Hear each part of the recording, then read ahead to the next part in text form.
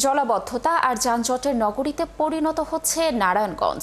এছাড়া সুপেয় পানির অভাব, ফুটপাত দখল, অপরিকল্পিত উন্নয়ন আর বর্জ্য ব্যবস্থাপনার অভাব তো আছে।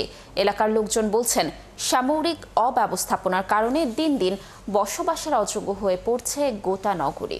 হাবিবুর রহমানের তথ্য ছবিতে প্রতিবেদন। নারায়ণগঞ্জে সামান্য বৃষ্টি হলেই সড়কে পানি জমে, সৃষ্টি হয় চরম ভোগান্তি।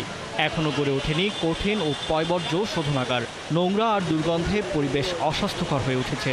এছাড়া গোটা ফুটপাত হকারদের দখলে। এলাকাবাসীর আরও অভিযোগ, দৈনিক পানি সরবরাহ 9.80 কোটি লিটার হলেও পানি পাচ্ছে না নগরীর 23, 24, 25 নম্বর ওয়ার্ডের নাগরিকরা।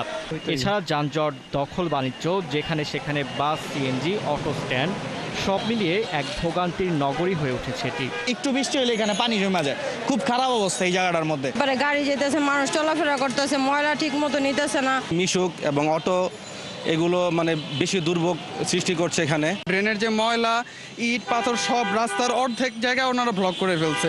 সিটি কর্পোরেশনের কাজগুলো যেগুলো যারা করে তারা ঠিকঠাক মতো ময়লাগুলো নিতে পারতেছে না। নির্দিষ্ট সময়ের মধ্যে ময়লা নিষ্কাশন না হইলে তো এদের সমস্যা হইবই। এ নিয়ে নাগরিক কমিটির সদস্যরা বলছেন, জনভোগান্তি কমাতে উন্নয়ন কাজ ধাপে ধাপে করতে হবে। যখন উন্নয়নের কাজ করতে হবে তখনই উন্নয়ন করা উচিত। বর্ষা মৌসুমকে বাদ দিয়ে নগর উন্নয়নের কাজ যদি করা যায় তাহলে জনদুর্ভোগ লাভ হবে বলে আমি মনে করি। এখন যে অবস্থা আছে নারায়ণগঞ্জ সিটি কর্পোরেশন, এটা আমি মনে করি যে শতভাগ সুন্দর হবে। আর নগর পরিকল্পনাবিদ মায়ানুল ইসলাম আগের ড্রেনগুলি উন্নয়ন কাজ চলছে উল্লেখ করে জানান, শহরে জনসংখ্যা বেড়ে যাওয়ায় সমস্যাগুলো প্রকট হচ্ছে। ফুটপাত এবং পাশাপাশি নতুন ড্রেন কার্যক্রম চলমান রয়েছে, এর জন্য নাগরিক ভোগান্তি হচ্ছে। আমরা চেষ্টা করছি দ্রুত উন্নত ব্যবস্থাপনার মধ্য দিয়ে কাজটি সমাপ্ত করতে। 2011 সালে নাগরিকদের সেবা নিশ্চিত করতে 72.43 বর্গ কিলোমিটার এলাকা নিয়ে গঠিত হয় নারায়ণগঞ্জ সিটি কর্পোরেশন। ফারদিন নীরব, 71। দর্শক, এই বিষয়ে বিস্তারিত জানাতে নারায়ণগঞ্জ থেকে যুক্ত হচ্ছেন সহকর্মী হাবিবুর রহমান। হাবিব, জলাবদ্ধতার যানজটের কারণেতেও সেখানকার যারা জনগণ রয়েছে তাদেরকে বেশ দুর্ভোগে পড়তে হচ্ছে। কোনো উদ্যোগ নিচ্ছে কি কর্তৃপক্ষ? কি তথ্য রয়েছে জানাবেন। লাবণী, 1876 সালে নারায়ণগঞ্জ পৌরসভা গঠিত হয় এবং 2011 সালে অধিকতর সেবা নিশ্চিত করার জন্য সিটি কর্পোরেশন গঠন করা হয়।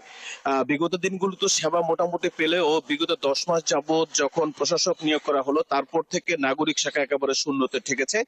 আপনাকে বড় ধরনের কিছু সমস্যা আছে, যার মধ্যে হকার সমস্যা একটা রয়ে গেছে। 10.5 কিলোমিটার যে ফুটপাত আছে এর অধিকাংশ হকারদের দখলে থাকে। পাশাপাশি যে নগরীর মধ্যে 19,500-র উপরে রিক্সার লাইসেন্স দেওয়া হয়েছে, অটো রিক্সার, কিন্তু তারপরে চলতেছে সেখানে 30,000-এর মতো। সিটি কর্পোরেশন এখনো পর্যন্ত একটু যে পানি সরবরাহ করতেছে সেই পানির মধ্যে তীব্র দুর্গন্ধ থাকে এবং এর মধ্যে বন্দর অঞ্চলের যে সিটি কর্পোরেশন অঞ্চল রয়েছে 23, 24, 25, 26 যে ওয়ার্ডগুলো, সেখানে পর্যাপ্ত পানি না পাওয়ার অভিযোগ রয়েছে। পাশাপাশি যে অপরিকল্পিত উন্নয়ন কাজের ফলে যে নারায়ণগঞ্জ শহরের মধ্যে সামান্য বৃষ্টি হলে দুপাশ পানি ভরে এবং দোকানের মধ্যে পানি প্রবেশ করে। এই যে বড় ধরনের কিছু সমস্যা রয়েছে। অভিযোগ আছে যে সিটি কর্পোরেশনের কর্তা ব্যক্তিদের ছত্র ছায় এই ধরনের কর্মকাণ্ড হয়ে যাচ্ছে। এর বাইরে নগরীর সামান্য অল্প একটু দূরত্বের মধ্যেই প্রায় 20টির উপরে বাস স্ট্যান্ড, অবৈধ সিএনজি, অটো এবং বাস স্ট্যান্ড রয়েছে। এতে নগরীর যে সাধারণ মানুষের ভোগান্তি চরমে ঠেকেছে। অব্যবস্থাপনার মধ্য দিয়ে এবং অপরিকল্পিত উন্নয়নের কারণে নগরবাসীর ভোগান্তি যে কি পরিমাণে আছে আমি যদি তার একটু চিত্র আপনাকে দেখাই। এখানে দেখেন, ড্রেন থেকে উঠে পয়ঃবর্জ্য রাস্তার মধ্যে রাখা হয়েছে এবং এই পয়ঃবর্জ্যের কারণে রাস্তার একটা অংশ পুরোপুরি দখল হয়ে গেছে। জাস্ট কিছুক্ষণ পরেই যদি আপনি দেখবেন যে শহরের মধ্যে প্যাকড একটা জ্যাম লেগে গেছে। কারণ হচ্ছে পর্যাপ্ত গাড়ির যে লোড থাকে, লোড এখান থেকে পাস হচ্ছে না। এদিকে ড্রেন কেটে রাখা হয়েছে। পাশাপাশি এর মধ্যে দিয়েই ওয়াসার পানির পাইপ আছে। এই ওয়াসার পানির পাইপে লিক করে সাধারণত মানুষের খাবারের মধ্যে যাচ্ছে, যার কারণেই এই ওয়াসার পানির মধ্যে দুর্গন্ধ রয়েছে। এরকম এরকম একটা অভিযোগ প্রায়শই আমরা শুনতে পাচ্ছি। এর বাইরে তো পানি না পাওয়ার কথা রয়েই গেছে। পাশাপাশি আরো যদি কথা বলি বর্জ্য ব্যবস্থাপনা, এখন পর্যন্ত সিটি কর্পোরেশনের পয়ঃবর্জ্য ব্যবস্থাপনা গড়ে ওঠেনি। খোদ সিটি কর্পোরেশনই লক্ষ লক্ষ টন পয়ঃবর্জ্য শীতলক্ষ্যা নদীতে ফেলে শীতলক্ষ্যা নদীকে দূষণ করছে।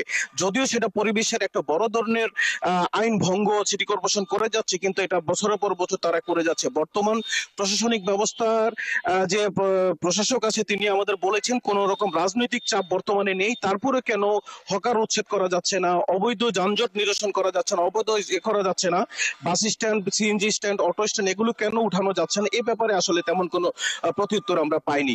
পাশাপাশি রয়েছে নানা রকম দুর্নীতি এবং অভিযোগ রয়েছে। বলতে গেলে লাবণী, এটা জন্য একটা ভোগান্তি নগরীতে পরিণত হয়েছে। কারণটা হচ্ছে নারায়ণগঞ্জ সিটি কর্পোরেশন যে ধরনের সেবা দেওয়ার জন্য নগরবাসীর প্রতি প্রতিজ্ঞাবদ্ধ ছিল, আসলে সে ধরনের সেবা তারা এখন পর্যন্ত নিশ্চিত করতে পারেনি।